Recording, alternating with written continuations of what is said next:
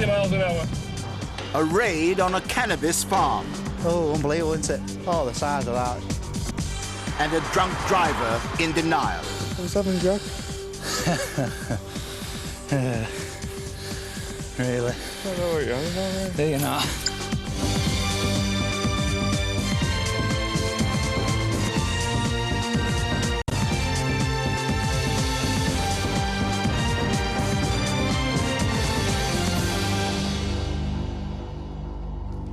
Welcome to Car Crime UK, a front seat view on the dramatic work of police car crime teams across the country.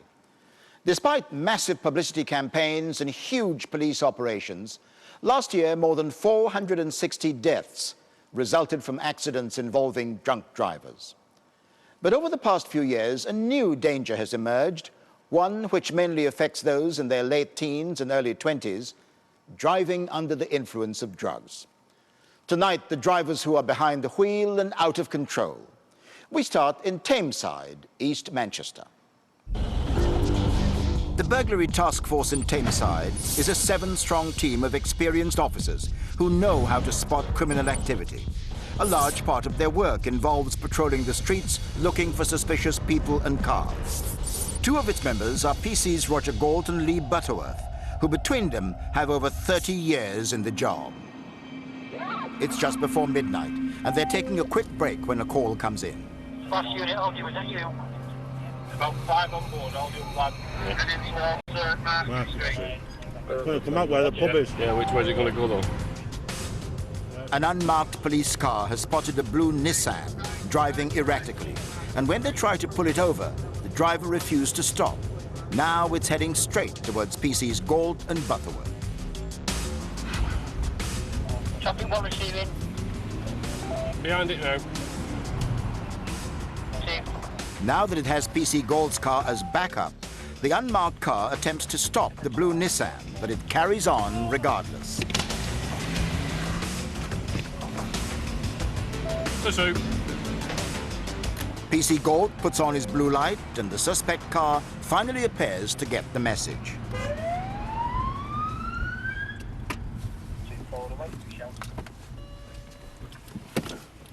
Stay there! But it's soon off again. 8014 CK, urgent. Vehicle failing to stop on 5 ways it's rolled and stand by. Stop there! The driver seems determined to ignore the officer's instructions. Stay there! Stay there! And he drives off along the pavement to make his getaway. Yeah, 5 ways roundabout, Drolsbury now. He's refusing to stop. Nissan Qashqai in blue. You see? Still failing to stop. Just blocking. PC Galt tries to block the car in, but again he uses the pavement to escape. Stand by. Stand by. Stay there! Stay there! Stay, please! Stay there! Stay, yes! Yes! Yes! Stay there! Yes! As the Nissan comes to a stop, an officer gets out of the unmarked car behind. He's on the move again. He's on the move again. Green side lane, Droylsden. The officer took dramatic action to arrest the driver by smashing the windscreen. A brave move which didn't come off. I'm in a marked traffic vehicle. A man's driving a marked traffic vehicle. We're still towards Sunnyside Road. 60 miles an hour. 60 miles an hour, traffic conditions, please. Even the speed bumps marking a 20-mile-an-hour residential zone failed to slow him down. Traffic's light, road conditions are slightly damp. We're now Sunnyside Road towards Medlock Street.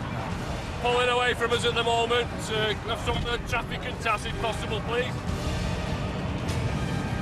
It's out of our view at the minute. Stand by.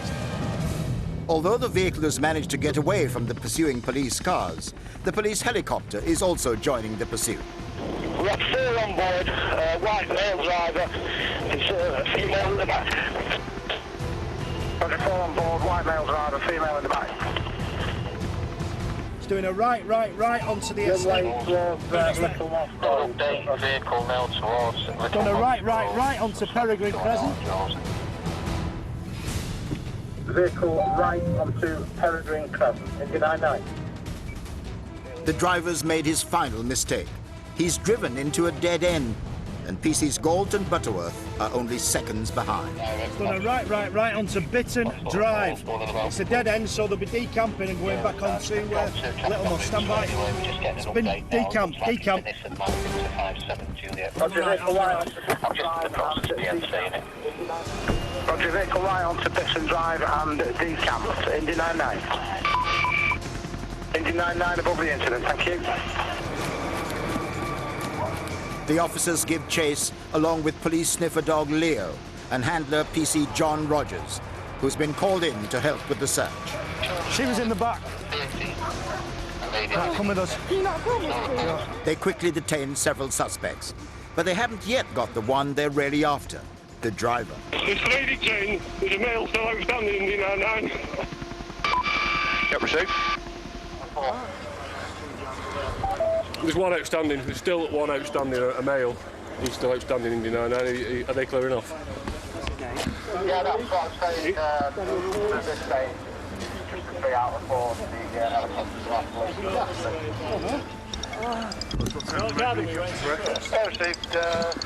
Say again, John. First, yeah, on side road. So it's the back gate there, so I don't have to go over there and come round the back this way. We'll double check.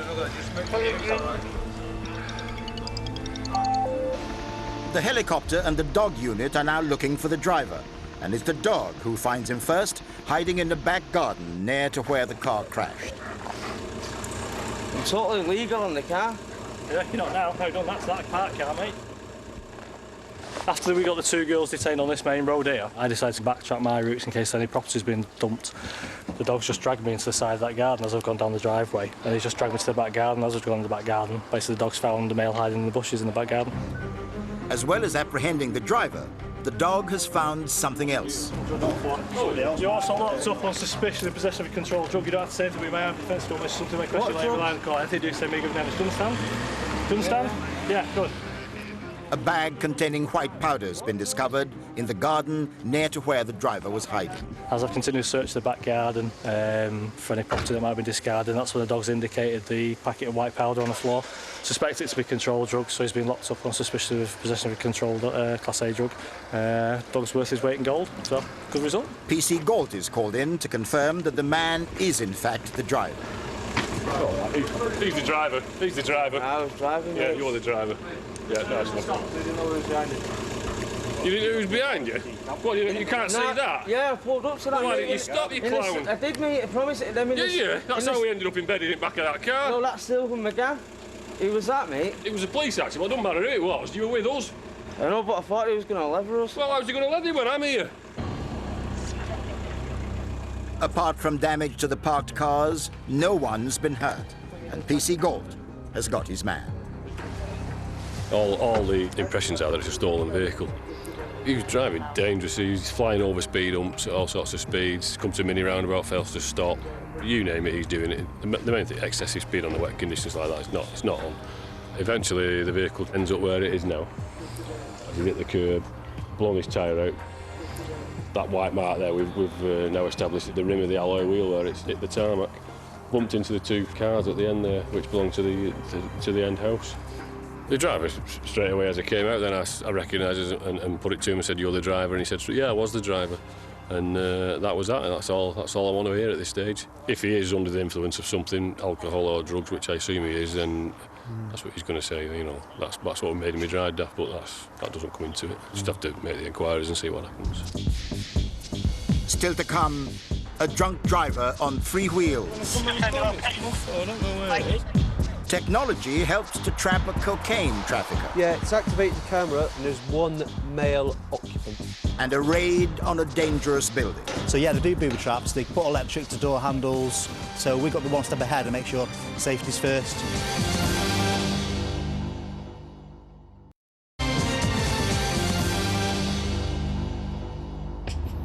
Welcome back to Car Crime UK. Last year, more than 110,000 people were arrested for drink driving across the country. offences that can easily be avoided. That's putting further demands on police resources already stretched. In Greater Manchester, the neighbourhood task force based in Stockport regularly patrols the streets looking for criminals driving cars. But they're frequently confronted by problems associated with drink driving. Sergeant Andy Torkington and PC Colin Mason are out in patrol in Gatley, southwest of Stockport. They're looking for a stolen Vauxhall Zafira, but so far they've had no luck. They're just about to head back to base when they spot what appears to be a broken-down car. There are two men with the car. Right, guys. And Sergeant Torkington's spotted something. Okay, your car? Yeah, Mum's car. Okay, so you got a drink, yeah? Yeah, I've indeed, yeah. The man is clearly drunk. But it's also clear why the car has broken down. Where's the wheel? Where is the wheel? The wheel's around here somewhere. Around here somewhere, when I've come round the corner, it's come off there, I don't know where it is. Jesus. Where's my wheel? Is that it there? The lad's heavily intoxicated. I don't know whether that might have anything to do with it. He says he's heard an unusual sound. He thinks it's his wheel bearing. It's actually his wheel. It's fallen off as he's come round the corner. His wheel's carried straight on. I'm just going to go and try and match the wheel up to the car now. While Sergeant Torkington goes in search of the missing wheel, PC Mason finds the driver in a talkative mood. My mum's going to be fuming about this, though. So, but yeah, I'm over the limit, probably, yeah. I wasn't speeding round there, though, was it? But it's no excuse because I'm drunk anyway, but... Yeah. When I come around the corner there, it felt like that and I thought it was. But, anyway. Okay, my friend, you're under arrest, obviously. Section 4, the Road Traffic Act, okay, so I must warn you, you're under arrest, so you don't have to say anything, but it may harm your defence. If you don't mention when questioned something which lay trial in court, anything you do say. He's admitted drinking, he says he's drunk and he's unstable on his feet, so he's been arrested Section 4 RTA, so he's fully admitting it, he's just obviously had too many drinks. His wheel is actually fine. There's £4,500 worth of damage to the front end of his car, but the wheel is fully intact. 9 years I've been doing the traffic-related side of policing, and I've certainly never come across anything as bizarre as that.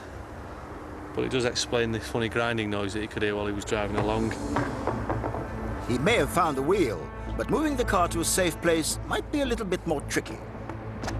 Thank you very much for the recovering that wheel. It's fine, mate. That's good. He's given me permission to move it, so now I need to try and limp it into there, really, just to get it off the road. Save him 140 quid recovery fee.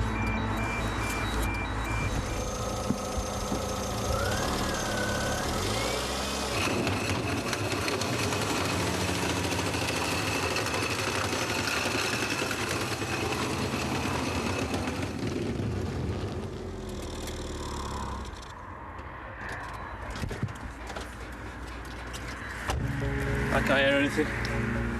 There's not a breathalyzer kit in the car, so the man's taken back to the station to be given a breath test. The breathalyzer machine now will go through a sequence of checks to ensure everything is in correct working order. Once it's done that, I will proceed and ask you to provide the samples of breath. Okay? The legal breath alcohol limit for driving is 35 micrograms of alcohol per 100 millilitres of breath.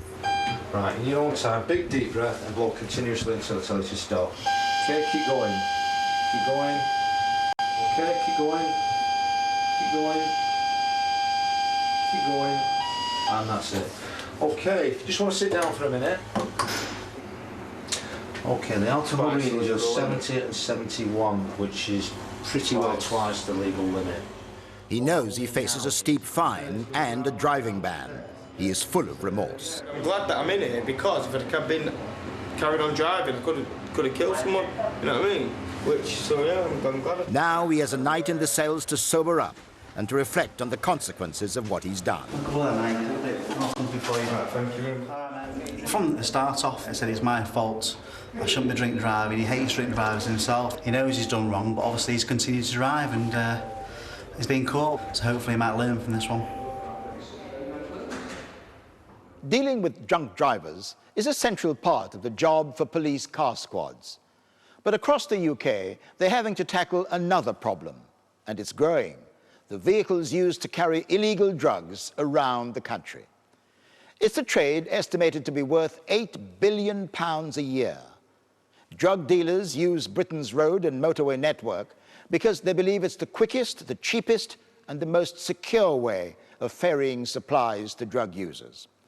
To combat the dealers, police are combining old-fashioned know-how with modern technology and targeting vehicles with ANPR, automatic number plate recognition, which tells police at once if a suspect car needs a closer look. As in all areas, Devon and Cornwall have problems with illegal drugs. But the nature of the transport system in the two counties means that virtually all drugs are moved around via the road network. And it's the job of the ANPR intercept team to stop this traffic. What happens down here is mirrored throughout the UK. We haven't got more or less of a problem than the rest of the United Kingdom. We tend to see a lot more drugs being transported around in vehicles than if you were in London, and obviously they've got all the transport systems that you can use up there, travel around in. We have in our cars, obviously, ANPR. It reads the registration plates of the cars that goes by. Cars suspected of illegal activity are marked on the police computer, so that when they drive past a car fitted with ANPR, their number plate will trigger an alert.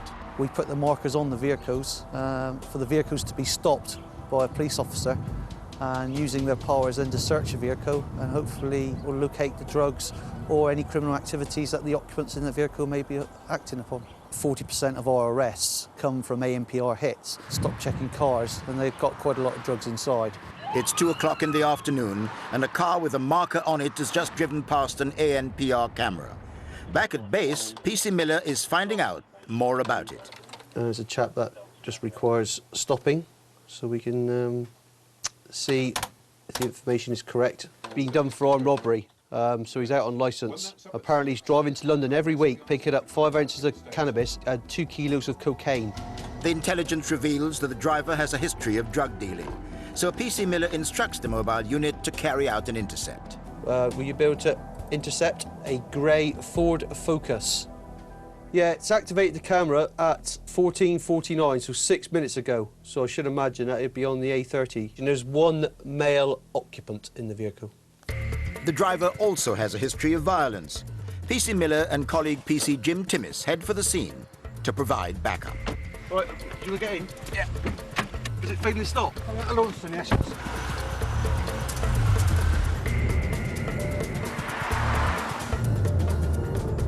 By the time PC's Miller and Timmis arrive, there's been a short chase, but their colleagues have managed to stop the suspect vehicle. No drugs are found, but because of the intelligence prompted by the ANPR alert, they'll take the car to the station for a fuller examination. I didn't see him throw anything out of the car. I didn't see any windows open. All the windows were shut all the time we were there. Right, so we're taking this one back, yeah? Yes. Right. Okay, the plan now is the prisoner's been taken back to Wilson custody where he's going to get processed. We're taking the subject vehicle back so we can do a full search of it, fingertip search and also with the drug stop. See what we can find. Hopefully we'll find lots of drugs. He was laughing away in the back of the patrol car. He seemed pretty confident, so I think there's nothing there, to be perfectly honest.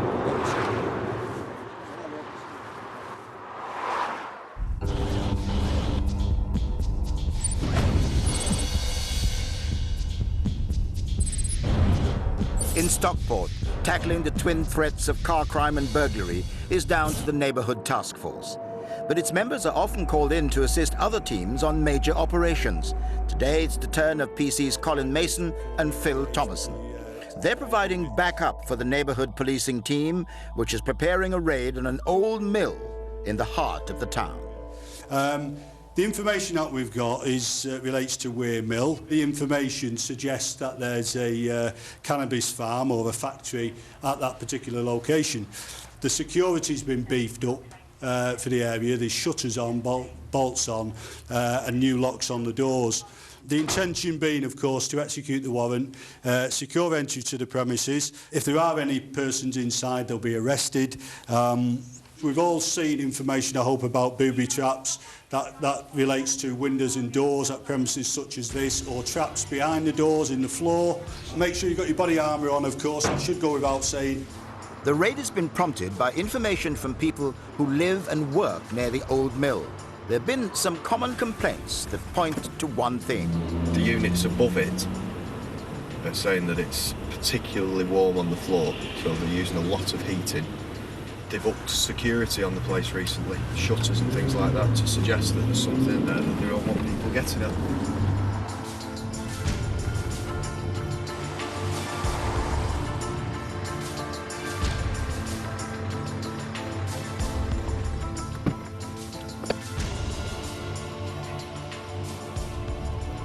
Officers attempt to force their way into the basement. That's where they think they'll find the cannabis farm, but it's well fortified.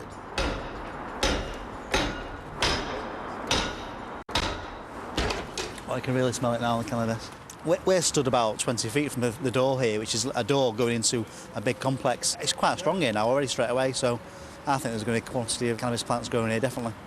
Before the first door entry here, this is the second door now, which leads you into the basement of the premises, and then I believe it's going to be a third door, main entrance into the actual premises itself. So we've got loads of time here. We don't think anybody's inside, and if they do, the place is covered, nowhere for them to go. So take it at a time, safety first, and open the door. From the outside, there are all the hallmarks of a professional drug-growing operation. All the plastic sheeting that they're pulling out at the moment, it's used to black out the windows, which prevents members of the public from the outside seeing any light or so that they're not able to identify anything that's actually inside the premises. It's a common thing for cannabis factories. See these black cables here? It looks like they're the main electricity feed from that floor there to this floor here. The people that live in these premises, the electric bills are going up sky high. Why is that? Because they're attached to their electricity supply. When you get inside there, you'll soon see that the amount of heating equipment used for growing these plants will use a lot of electricity at all. We're not talking like a 60-watt bulb for all day long. We're talking of hundreds of thousands of watts of bulbs in there. It's going to be costing a lot of money a day. Specialist safety officers are now inside the premises to make sure there are no surprises for the main entry team. These people that are housing these drugs, the career criminals, they don't want their plantation to be nicked by another gang. They're going to try and injure anybody that comes into the premises. So yeah, they do booby traps, they put electric to door handles, so we've got to be one step ahead and make sure safety's first. All PC Mason can do now is to wait for the all clear. Back in Cornwall, the suspect vehicle stopped on the A30 has been taken to Launceston Police Station. Dog handler PC Eamon Rogers and his dog Copper have been brought in to search it thoroughly.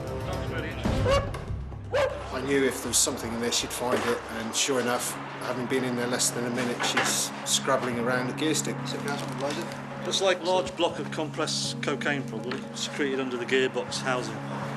Can you just tip out the glove, mate, so it's visible in the back? Once they've finished taking that to bits, I'll put the dog back through and we'll check the rest of the car. There's always a likelihood there'll be other stuff in there. They can't help themselves.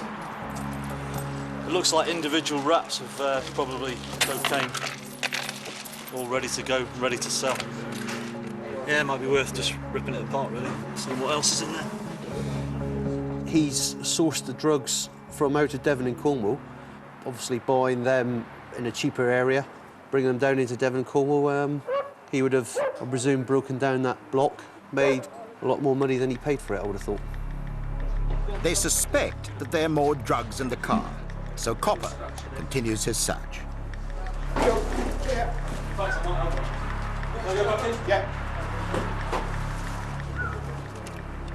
They soon find what they're looking for and an offensive weapon in the glove compartment. There's 20 bags of individual wraps, all ready to go to be dealt on the street, and they are approximately £50 a bag. There's about 10 bags there with no writing on. Another load of bags which has got the initial K on it, which could mean it's ketamine or pure cut of cocaine, we don't know, so we'll have to find out about that one. But with the compressed cocaine in this, at least £3,000 worth probably of cocaine so far.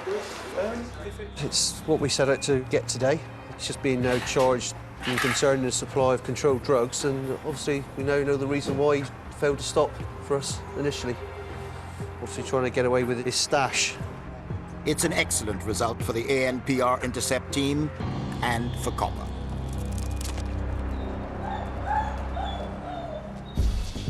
Coming up, the search of the cannabis factory continues. Full of cannabis plants here. I wouldn't like to hazard a guess on what this is worth on the street. Police hunt a drunk driver.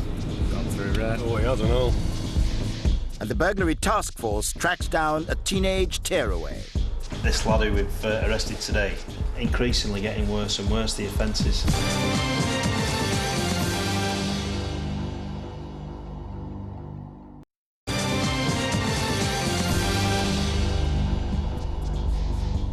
Welcome back to Car Crime UK. So far tonight, we've seen how police officers across the country are dealing with drivers who are drunk.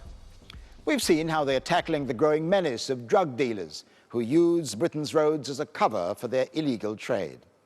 Now, a first-hand look at how police can stop the supply of drugs by getting to the root of the problem, smashing the source of supply. In Stockport, police have done just that by uncovering a huge cannabis farm in the heart of the city.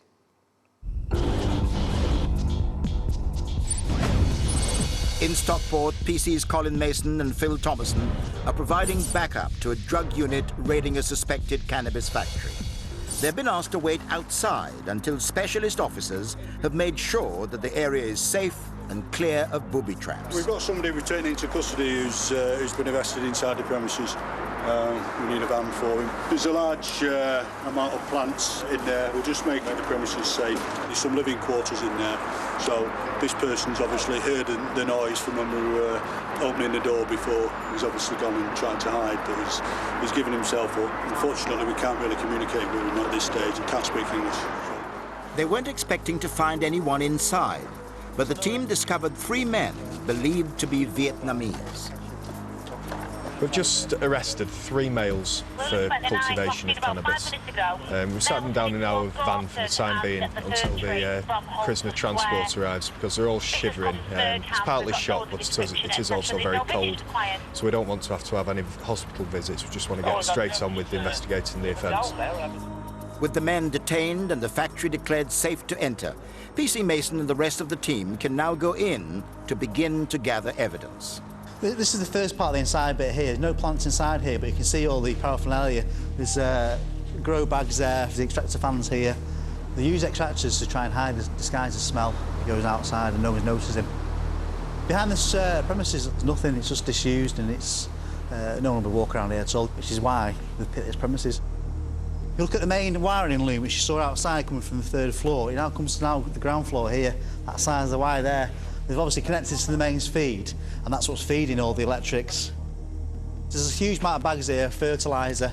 Speed up the time it takes to grow these plants. Its time is of the essence here. The quicker they can build the plants, the more they can sell, make more money. It's a business for them to make money. It appears to be an extremely professional operation. Oh, unbelievable, isn't it? Oh, the size of that, it's an unbelievable amount of plants there, isn't there? You can see there, it's a huge room. You do the counts? Yeah. Thank you. I have never seen anything of this scale before. This is obviously taking up half the ground floor of a mill. It's absolutely enormous. The way we have to seize it is to uproot it from the actual pots. Otherwise, we'd be guilty of cultivating cannabis ourselves. It's then going to die, it'll all be bagged up and it'll be destroyed at a furnace that the police use. We're looking at about 15-20 metres squared, full of cannabis plants here. I wouldn't like to hazard a guess on what this is worth on the street. I'm sure there's going to be quite a few upset people.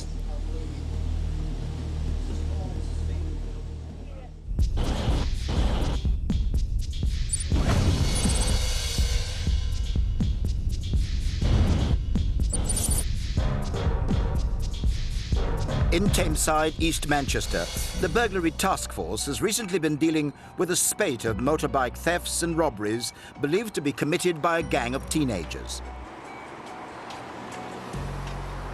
PC's Roger Galt and Lee Butterworth are on patrol when they get a call about some young people riding around an estate on a motorbike. It's a Honda CG126 in blue, an outstanding stolen, Last time during a short pursuit, all three were on it. There's 3 offenders involved in it. They suspect that it's linked to a young man who is particularly active. Half an inkling of who it's going to be, albeit at this moment we're struggling for evidence. It's very, very busy. One-man crime wave. The motorbike's still outstanding stolen, so we'll go up to the estate now to try and locate it with the occupants on board. And at least we can lock them up for that. And then get a package together and try and get some robberies for them as well. Same crowd all the time doing most of the jobs. Take him out of the equation and you probably cut your crime by 75%. By the time they arrive on the estate, the motorbike is long gone. But they decide to wait at the spot where it was last seen. Half an hour later, they get a lucky break. Hey, you all right? Get on the job. Just waiting for something to happen, mate, but it's nothing that'll affect you. There's I've got his name. Oh, God, right, might be something to do with that then. Go on. Right. Yeah, go on. He's knocking around here on a stolen motorbike. Motorbike, that's what we're up here for. Right, it's the back of number road. Is it there now? It's now there. Right, I'll give him a ring. I'll do it. Their colleagues are also in the area, and PC Galt tells them the good news. Member of the public's just told us that the bike's at the rear of That makes sense. You've not seen it being driven by... You've been seeing it being driven by... Yeah, he's seen on it, mate. And it's just been dumped now at the back of... The stolen bike's been dumped in the back garden of a nearby house. PC Anthony Scott is first on the scene. We believe a wanted male's on a motorbike, and as a result dumped it here. We think he's inside his address. That's the reason why we're going to force entry to the address now. As they think the young man is inside the house, PC's Galt and Butterworth head over there to assist their colleagues. We'll be there in a sec. When you come, if you just come to the front, I'll bring the one and I'll run out back, we've got it. They need to be careful. The house is guarded. So obviously this dog's doing its job. It's not very happy that we're here, but hopefully it's contained to the back of the address, which it seems it's locked in this door here, so it can't get out. Police! With the dog locked in the kitchen, the officers can safely search the rest of the house. But it appears that no one is at home. It's just better to have him here. The stolen bike's in the back garden. It'd just be better to have him here. It's a result then, isn't it? Get him off the streets, which is what we want to do. But yeah, it's a bit disappointing when he's not here, but unless somebody gets the bike back. The dog's going to get out in a minute, just to let you know. Right, where are you going to put it? I'm not going to put it anywhere, but I'm telling you, it's opening the door on its own, so if you don't want to see the dog, Right, hurry up, Dave. The owner of the house soon arrives home. And although he knows the young man they're after, he claims to know nothing about the bike. Quite within my rights now to arrest you, because the bike's in your back garden, right? Simple as that, innit? Can't deny that. The bike's there, I've shown it there, it's your house, you say you live there, etc. What I'm saying to you now is, where's He was at his mum's, I don't know where he is now, mate. How long ago was he at his mum's? 10 minutes ago. Right, does he know we're here? Well, obviously, he's just been there and all the time is. Problem we've got, this is your address, yeah? You're the tenant, aren't you? What we should be doing now, we should be arresting you because that stolen bike's on your property. He just said that now as well. He said, well, you know, if I say where he is, whatever. We need to get hold of him, don't we? He's pretty naughty, mate. Up ahead, PC Butterworth spots the young man. Yeah, we think he's walking down the side of the gasworks there, mate. Walking down the side of the gasworks? Yeah, it looked like him, all in dark clothing, mate, walking where we were parked before. Straight down. The unmarked car goes after him. Very quickly, he's under arrest. He's got him, mate. He's got him at the school. Dave's got him. He's at the school. What's it? Is it outside the school here? Get a van. It seems that the suspect has made the schoolboy error of returning to the scene of the crime. He's been daft. We'll come back. Or having a nosy, see what we're up to. Because quite often they come and have a nosy, just see what the cops are going to do, because they think they're invincible and the cops won't get him. On this occasion, it's been his downfall. As he's detained, he's wearing a ski mask, black ski mask, and full enough, I would call them motorcycle gloves. There's a few things to ask him now. We'll take him back to our custody office now and go through the long and lengthy procedure of interviewing and putting a file together.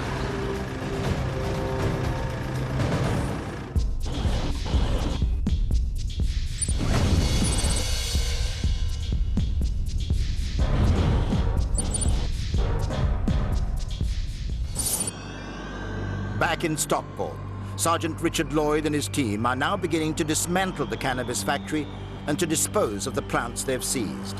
This is one of the biggest I've seen. Normally we find them, they take over domestic houses and they'll do the whole house as a cannabis farm, so they're not normally quite as big as this. Obviously they've even set their own living area up within it, put their own toilet in, so the people working it don't ever have to leave the premises, so it's very hard to detect. Today we've basically stripped out 3 tons of lights, transformers for all the lights and other associated equipment. The section we actually haven't found yesterday due to all the sheeting in here had another about 180 plants in them. In all there's about 1,800 plants. Obviously anything that has got the cannabis in it we have to destroy, and all the cannabis we seized today, apart from the items we're using as evidence, will be incinerated immediately, so there's nothing left at all. The seizure of the drugs will also have a knock-on effect on criminal activity. Yeah, it's a lot of hard work, but yeah, very pleased that we found it at this stage. But we've prevented all these products getting on the streets. This is the end of a criminal chain. People will go out, commit other crime to obtain the goods to be able to buy this cannabis. People will be committing burglaries, committing car crime, and also stealing. The whole range of crime will be used for them to get goods to be able to sell and buy this cannabis and feed the drug habits. Over £1 million worth of cannabis was taken from the mill and destroyed. It's one of Greater Manchester Police's biggest drug seizures this decade.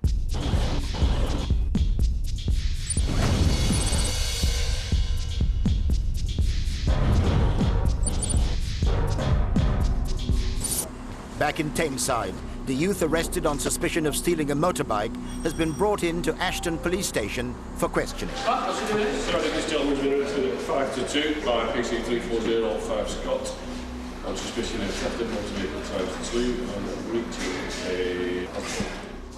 As he's booked in, PC Butterworth goes through his lengthy history with the police.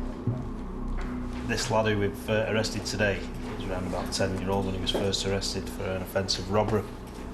Regularly arrested for taking motor vehicles and damaging property, burglaries, plenty of burglaries, and breaching his antisocial behaviour order. Increasingly getting worse and worse, the offences. Courts need to do something about it. He's at an age of 16-year-old where they don't tend to give him custodial sentences with this lad's previous. Something needs to give. Can't keep letting him out. He's just an absolute menace. With the young man in the cells, PC's Galt and Butterworth now gather the evidence, which they hope will secure a number of convictions. Took an imprint of the shoe, both sides, left and right. And the idea is that if there's any forensic evidence at the scene of any of the offences that he's going to be questioned about, then we'll try and match these imprints up. A bit like a fingerprint, but it all adds up. There's the full-face balaclava, not many people walking around with them on. And there's the motorcycle gloves that he's found in possession with. He'll say, to keep my hands warm. I would call them motorcycle gloves, and we're investigating the theft of a motorcycle, so hopefully using evidence in the prosecution case. Still to come, a drunk driver tries to evade the police. Male out on foot, male out on foot. Then denies everything. What am I under arrest for? Been drinking a motor vehicle whilst on the influence of alcohol. I think so, mate.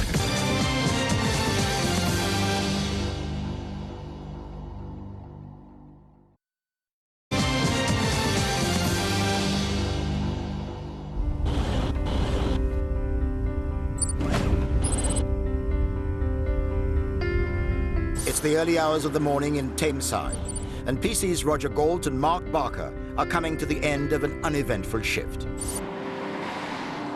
Where are you, mate? It's bloody Deadsville. We've not had one report of a thieves on or anything, have we? As they're heading back to the station, a car pulls out in front of them. What the... Got to have a look at that, I think, haven't we? It swerved halfway across the road while making a left turn, potentially the sign of a drunk driver, so there's no option but to pursue. Spotting the police car behind him, the driver speeds up in a bid to escape and runs through a red light. Through red. Oh, I don't know. He's going for it. Golf 8014, urgent. The driver's in the distance and out of sight, but PC Gold isn't giving up. 8014, Talbot Road, Hyde, Silver Astra, failing to stop. Towards Matley Lane.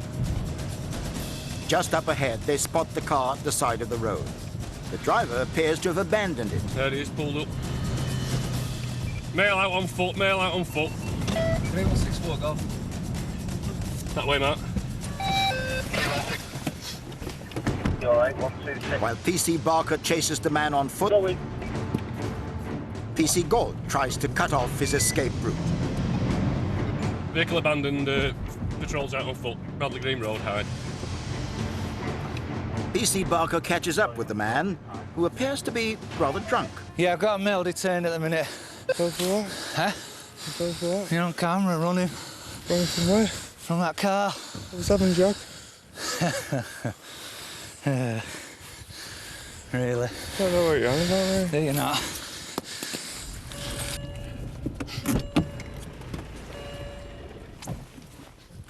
Let's have a see.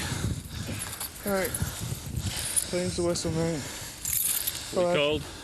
Sorry? What you called? Alex. How much have you had to drink? Why is it now? Because you just got out of that Silver Astra. What Astra? Yeah, no, don't give us that. Just seen you get out of it and run. The man denies driving the abandoned car. The cops now have to find sound evidence linking him to it, or they may have to let him go. PC's Gold and Barker put the man in the back of their car to take him back to the abandoned vehicle. What am I under arrest for? You're detained at the minute. Because I believe you've been drinking a motor vehicle whilst under the influence of alcohol. I don't think so, mate. Do you not? Can't even drive, mate. Can you not? No. Well, what am I being arrested for, Captain? What you called? Let's start with that. Well, let's try what am I being in this police car for. Let's try what I'm called later. Eh? What you called? Let's try what am I being detained for, and then I'll tell you what I'm called. You're under arrest on suspicion of drink driving. You don't have to say anything. May I harm your defence? Fail to mention when questioned, something which will later line at court. Anything you do say may be given evidence. Do you understand that? I've heard it all before. Right, well, there you go then. Yeah, we're just coming back to this car on Talbot Road. Why am I being detained at the moment? You're not. You're under arrest. Under arrest for drink driving. I haven't been drink driving. You have. Not? What's your name, please? Alex. Alex what? What's it got to do with? We were on a vehicle through the Listen, box. tell me what you're called. Alex what? Alex what? Alex what? Listen, first of all, get your hand off me now. Yeah? Excuse me, mate. Park Foxtrot Right, 52 Echo. Yeah, you can search my pockets. I have not got nothing on me. I have not done nothing. You can throw me around all you want. The drunk driver continues to protest his innocence. And although he's been given a full search, the officers find no evidence to link him to the vehicle. 13164. I have not done anything wrong. But trust me. Right, get in there. There we are. Yeah. If they're to link the man to the Silver Astra, PC's Gold and Barker need to find the car keys. We can't find any car keys or anything in the car. So we're now just trying to trace some steps again, trying to pick up any keys that he's possibly thrown or dumped. After an extensive search, PC Gold has a lucky break. A set of keys. Soon find out. Give it a whirl, won't we? Soon find out. Yeah. Now he needs to confirm they fit the car. That'll do me. It's not looking too good for the suspect, who's now refusing to take a breath test. Is he refusing blow? Yeah, don't matter, does it? No, does it, Al? I think it's diabolical, to be honest. I mean, you can smell quite a lot of alcohol. He's not just had a couple of drinks and he's going to be slightly over. He's absolutely bladdered, you know. He had no control of his vehicle at any time. Could have killed anybody, you know, and it's always the innocent people who get injured in circumstances like this. You've got to take people like this off the roads. They're a danger to themselves, members of the public, everybody. And, you know, hopefully justice will be done. Right, lovely. While PC Barker takes the man away to be breathalyzed, PC Galt stays with the car to try to find more evidence linking it to the driver. Alex Alpha Lima India X-ray. The man was later convicted of drink driving and driving without insurance. He was fined £500 plus costs and given a 3-year driving ban. The drink driver in Stockport was fined £135 plus costs and given a 3-year driving ban. In Tameside, no charges were brought in connection with the stolen motorbike, but the young man was convicted of breaching an ASBO, for which he was given 50 hours community service and electronically tagged for 24 weeks.